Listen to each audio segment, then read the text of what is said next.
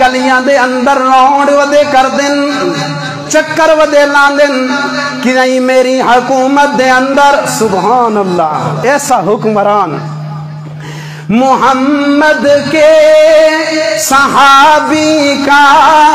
وہ شانہ یاد آتا ہے بدل کے بھیس گلیوں میں وہ جانا یاد آتا ہے محمد کے صحابی کا زمانہ یاد آتا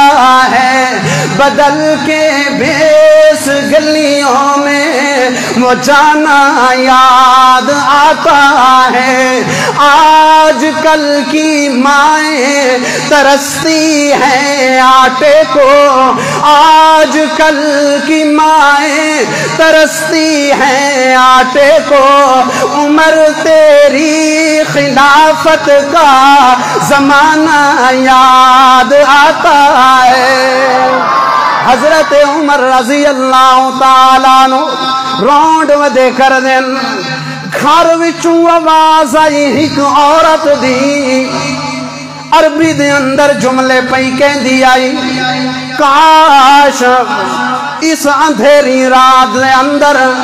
جتھے کوئی نہیں ویکھن والا تے او کلا اللہ نہ ویکھن والا ہوندا وا تے اج چار پائی دے چاروں پائے ہل دے نظر آویں نا میں بڑی جامع معنی الفاظ تے گفتگو کر رہا سلجھے ہوئے الفاظ نال سمجھاونا چاہندا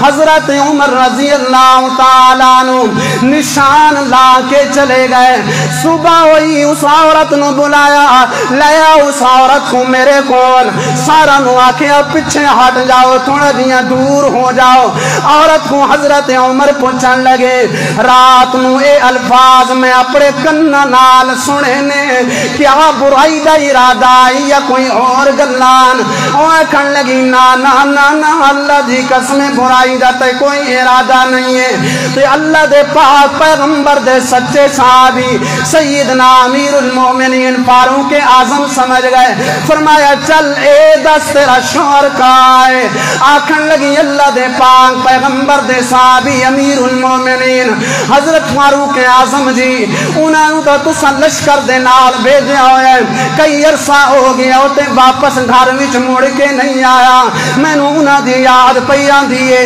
تے میں تاوس اے جے الفاظ پئی آکھنیاں حضرت عمر فرمایا چل تو چلی جا فوراً اٹھے اپنی بیٹی ام المومنین سیدہ حضرت حفصہ رضی اللہ تعالیٰ عنہ دے گھر آئے فرمایا بیٹی میں ایک مسئلہ پوچھنا آیا مسئلہ شریعت ہے تے شریعت میں اندر کوئی شرم نہیں ہے شریعت دا مسئلہ دسنا چاہیے ہے اللہ بھی حق گل تو نہیں شرماندا اس واسطے میں تیرے کولوں پوچھنا آیا بیوی اپنے شوہر کولوں کتنا عرصہ الگ تے جدا رہ سکدی ہے سیدہ حضرت حفصہ نے شرم دے مارے سر جھکایا حضرت عمر نے پھر پوچھا میری بیٹی مسئلہ شریعت ہے اللہ نے مینوں خلافت دے امامت دے منصب تے بٹھایا ہے میں امت دا مسئلہ حل کرنا مینوں دساؤ کتنا عرصہ جدا رہ سکدی ہے بیوی حضرت حفصہ زبان نال تن دس چھڑی سگیاں ہاتھ نال اشارہ کیتا 3 مہینے یا 4 مہینے حضرت عمر اٹھ کے چلے گئے فوراً آرڈر جاری کیتا اج دے بعد کوئی سپاہی کوئی فوجی بے شک اسلام واسطے گیا ہوا ہے دین دی تبلیغ واسطے گیا ہوا ہے اسلامی فوج دے اندر شامل ہے 3 یا زیادہ تو زیادہ 4 مہینہ تو بڑھ کے